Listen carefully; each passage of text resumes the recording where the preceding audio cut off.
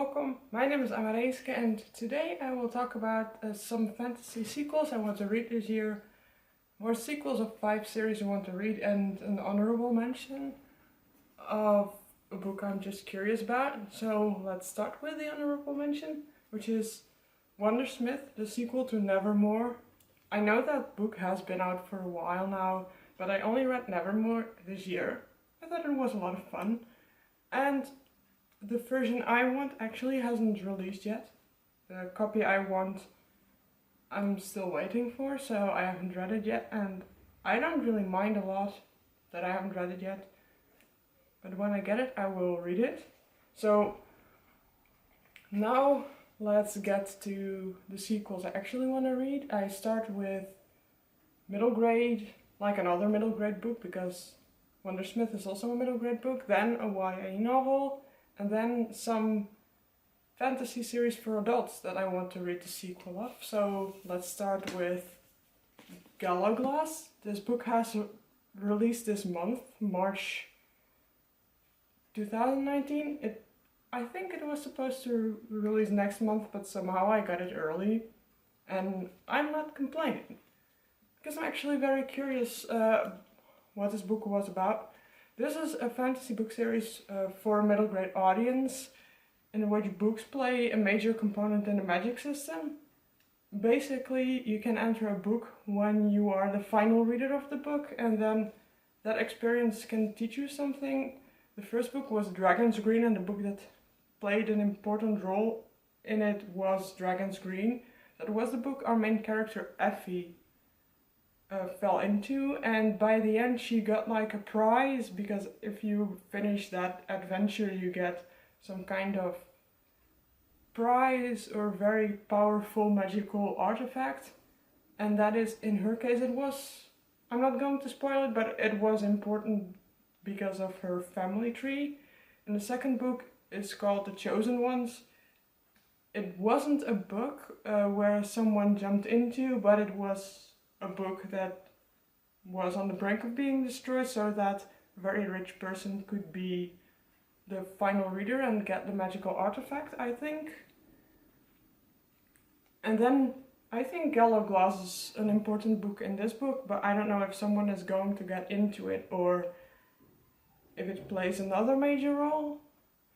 But the major concept is so that 5 children meet one another in school, and it turns out the school has a magical department, but you only discover it when you discover your magical power, which they call epiphanizing in this world. It's like an alternative world of our own, where the entire world has been shook by an incredible worldquake, which has driven back technology. And basically the children try to defeat the evil magical society, which they call our world the island, and then there's a magical world, and those evil people, they want to destroy, I believe, the non-magical people, something like that. But it's not as simple as that. And it is something a little bit different in every book, which makes it fun. And now let's go on with a YA novel, which is In an Absent Dream by Shannon Maguire, book 4 in the Wayward Children series. When I read Down Among the Sticks and Bones, I actually quite disappointed with the book, so I decided to DNF the series, but then I got actually quite curious this year about Beneath the Sugar Sky and In an Absent Dream. So when I managed to get a nice discount on the books, I decided to buy them so I can see if I like them. And then I actually very much enjoyed Beneath the Sugar Sky, except for a couple kinks. I might make a review about that book, but now I'm very curious if I will like this book even more, because that is very well possible.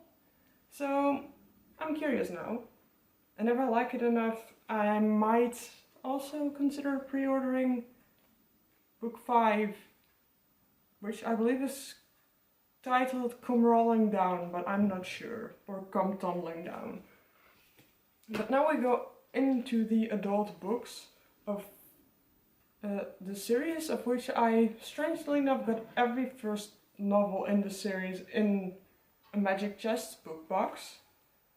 Somehow the curator actually knows very well how to pick adult fantasy novels that I really like, because she has included one standalone that is now one of my favorite books, and she has included another book in a later box that I got the book, but I didn't get the box. I'm still very interested. It's called The Binding, but the first sequel I'm very curious for is Jade War by Fonda Lee, the sequel to Jade City. The magic system in this book is inspired by Jade, and we follow a clan war basically that's starting up in this book, and probably the next book is about the war, but I think this will be a trilogy. I don't know what the third book will be about, but first I actually want to read the second book, because when I decided to, I also almost DNF'd this one, but when I decided to finish it, I actually enjoyed it a lot and thought it was quite a good book. And I want to know how the story continues, because at the end of this book some stuff goes down, and I want to know how all that political stuff is going to escalate and how this will impact the actual world of this book, because most of this book takes actually just place on one island. But I have a feeling that the next book will actually be having a bigger scope than this one, which usually is the case. But it might include all these surrounding countries instead of just only Kikon, which is the island country this book takes place in. So now I'm very curious. And the sequel to this book releases, I think, in June or July this year. So I don't even have to wait that long. Then we get the sequel to the Raven Mark trilogy. Book 1 is Blackwing and book 2 is Ravencry. I will include a cover of Crowfall, which is book 3 in here, so I can show you that, like, book 1 has purple colored accents, book 2 has red ones, and book 3 has very beautiful greenish blue, like jade blue type accents. This is a grimdark fantasy that takes place in a world that is controlled by godlike creatures that you hear about, and our main character is a Blackwing, which means he follows one of those godlike creatures. They are called the Nameless Ones, who are in war with their more darker, sinister opposites, the Deep Kings. And you don't really know a lot about the political conflict, but in book 1 you see the stuff that goes down in one city, and in book 2 you dive more into the misery, which is where the magical creatures in this world live. You already hear about that in book 1. I believe book 1 actually starts off in the misery, but after that you don't really get to see a lot of it. While book 2 majorly takes place in that almost god-forsaken, it's actually a god-created area, which is explained in the book. How one of those nameless ones actually created the misery, and that it is his magic, or at least in some parts his magic, that created the magical creatures, that most of them have some kind of human origin. It's very grim at points, of course, grim dark fantasy, and I'm really enjoying it. And there seems to be a trend with this.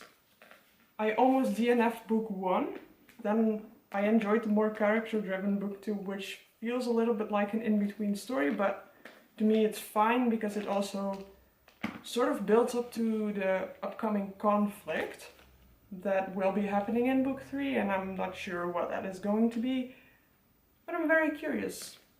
Book 3, Crowfall, will release, I think, halfway June. If I'm right. I pre-ordered it already, and I'm not exactly sure when the sequel releases, but it's somewhere in June, so Jade City will probably be in July. Or maybe even August, but I think it's July. And now we go to the final book, which is the sequel to The Empire's Ghost. I don't know the name of the series, but it's written by Isabella Steiger, and the sequel is called The Rightful Queen. It releases near the end of October this year, so it will take a little while. It's also quite a while ago that I actually read this book. This is a complex adult high fantasy where we follow different groups of people. We follow court and political intrigue from the royals' perspectives. There's like 3 living royal houses, but one is near extinction, near death. The heir is crippled and sick. One heir is sick and one heir is crippled or something, like the 2 children both have problems. And then we have a very relatively strong one with like a queen who, in my opinion, she might not be the nicest character, but well, she's well written. And then you have the Third Kingdom, who also has some shit going on. And we have some like lower class regular people who also have a perspective, and you get like the backstory about a lost prince who is actually the heir of a certain country. They don't know where he is, if he died or if he is still alive, which is one of the main questions that is left open at the end of the book. And the author actually said she is going to write more about that in the sequel, so I'm very curious about it. But we have like a group of people from the age of about like 17ish until like 40 or so, who met one another in one way or another, and they go on a travel for, I think, the king or the prince of their country because of some sort of a deal they made.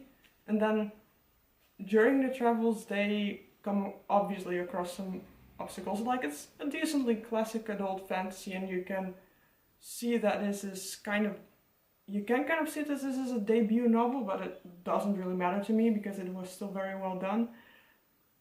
But it takes like 200 pages of the 400 to actually get into, and you feel like you have already read an entire novel by that point. But I still enjoyed it very much, and I very much want the sequel of this book, even though it took 2 years before it was done, or before it is released, because I'm so curious how this will go on. And yes, if I will love the sequels more, because it's something similar with all of the books I showed, especially also Blackwing and Ravencry. The books show potential. This book showed potential. It was a lot of fun, but it took a lot of time to get into, and I perfectly well get why people would like stop reading it within 200 pages, because it feels like you have already read an entire novel, and the formatting of this book wasn't done very well. The letters are extremely tiny and the pages are relatively big, so it at times feels like a chore to read. But when you get past the initial world building and part where you need to get into it, it's a lot of fun, and it shows a lot of potential. I want to read the sequel. So something similar happened with Blackwing. Then I liked Ravencry more, and Blackwing was a debut novel too. So it's also the case for Nevermore. And in the case of Jade War, it's an adult debut from Vanda Lee. She has written young adult before, but you can see she has written young adult before, because it's a very good transitionary novel. You can see it's adult, it's written for adult, it has some graphic content in it, but it's written more akin to a YA novel in the way that the writing flows. But I had no real issue with it. It took some time to get into. It had a very cringy sex scene in the beginning, but it was well worth the read, as with all those books. Otherwise I wouldn't want to try the sequels. But this is it for now. Thank you for watching and on to een keer!